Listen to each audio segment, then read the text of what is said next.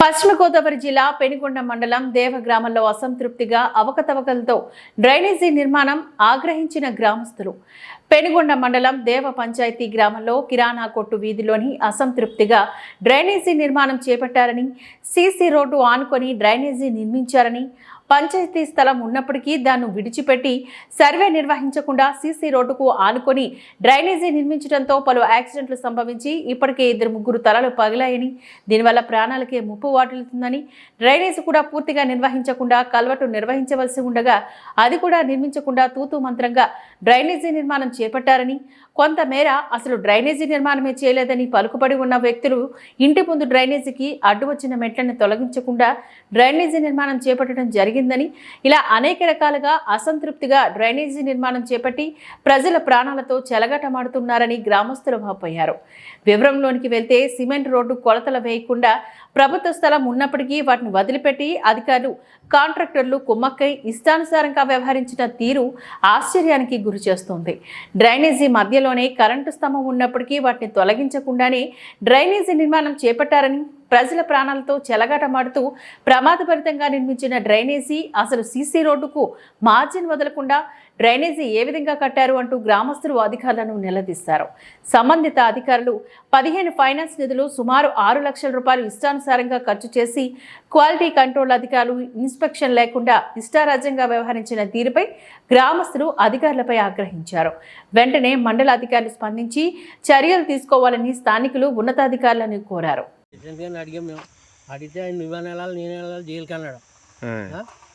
ఏంటి ఎందుకంటే మీరు అడిగినంతగా జైలుకి పంపిస్తారంట. జైలుకి వెళ్ళాలి, నువ్వే వెళ్ళాలి, నేనే వెళ్ళాలి జైలుకి, నువ్వు అన్నింటికి లంకిలేడుతున్నావు అన్నాడు. కడక కొట్టమన్నావు అన్నాడు. కడక కొట్టలేదు, రోడ్డు మీద పంచాయతీ తల్ల కట్టేరు, అది కొట్టమన్నాం, అది కొట్టలేదు. నేను ఒప్పుకుంటా, నేను ఒప్పుకుంటే ఎక్కడ ఒప్పుకుంటే అక్కడ కొడతాడు ఆయన. చెప్పండి,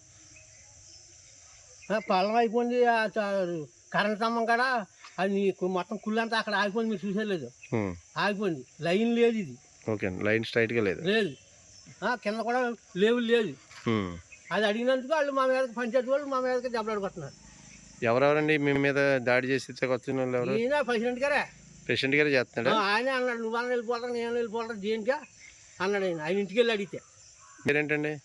నలుగురు సత్యనారాయణ గారు, ఈ గ్రామ సర్పంచ్. సర్పంచ్ అన్నది.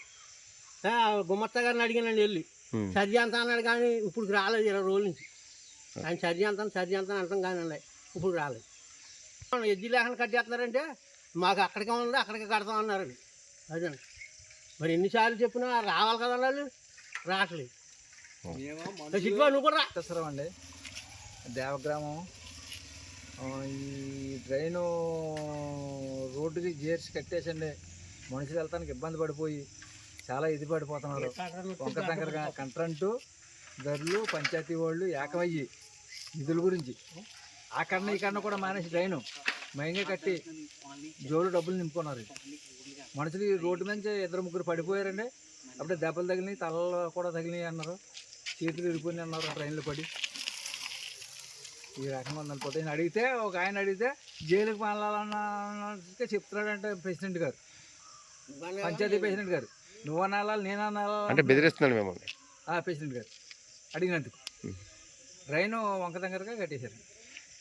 డ్రైను ఈ మధ్యలో కూడా నిర్మాణం సరిగా చేయలేదు. మధ్యలో కూడా నిర్మాణం ఎట్టి పద్ధతిలో నిర్మాణం లేదండి.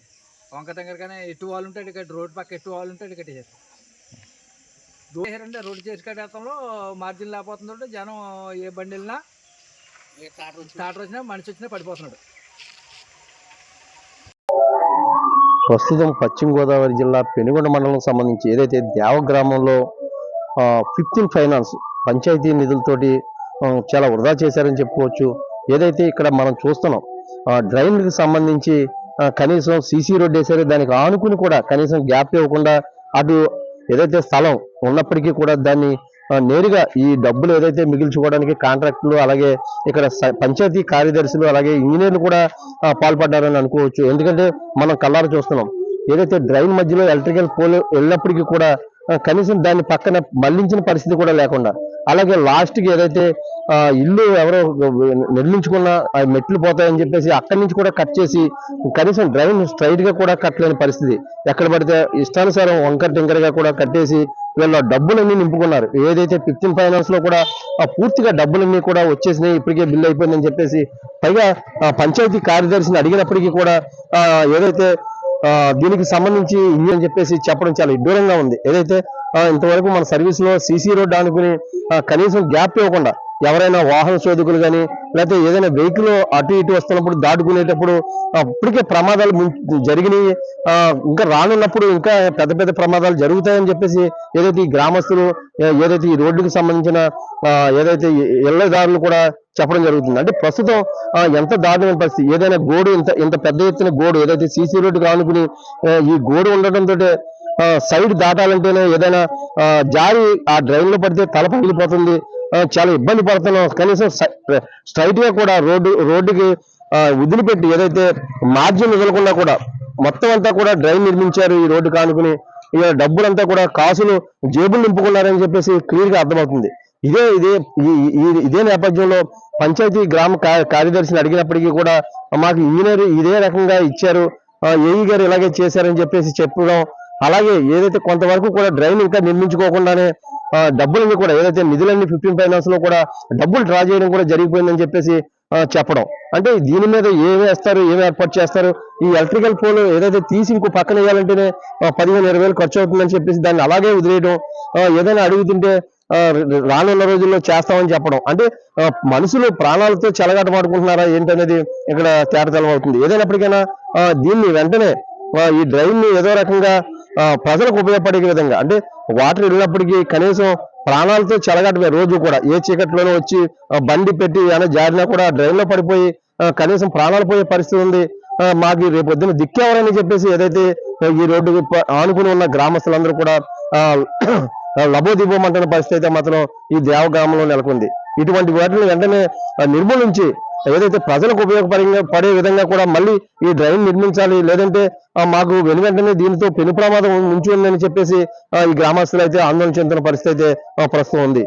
ఇదే నేపథ్యంలో దీనికి ఏదైతే కాంట్రాక్టర్ జేబులు నింపుకుని గ్రామ కార్యదర్శి కానివ్వండి లేకపోతే అధికారులు కూడా ఎంతమంది ఉన్నారో వాళ్ళందరినీ కూడా ఈ డబ్బులన్నీ కూడా వాళ్ళే పెట్టుకుని మళ్ళీ ఏదైతే డ్రైన్ సరిచేసి కంపల్సరీ దీనిపై వెనువెంటనే చర్యలు చేపట్టాలని చెప్పేసి ఏదైతే గ్రామస్తులు కోరుకుంటున్నారు. కెమెరామెన్ ఆదిత్యతో శ్రీనివాస్, S6 న్యూస్, పశ్చిమ గోదావరి జిల్లా పెనుగొండ నుండి.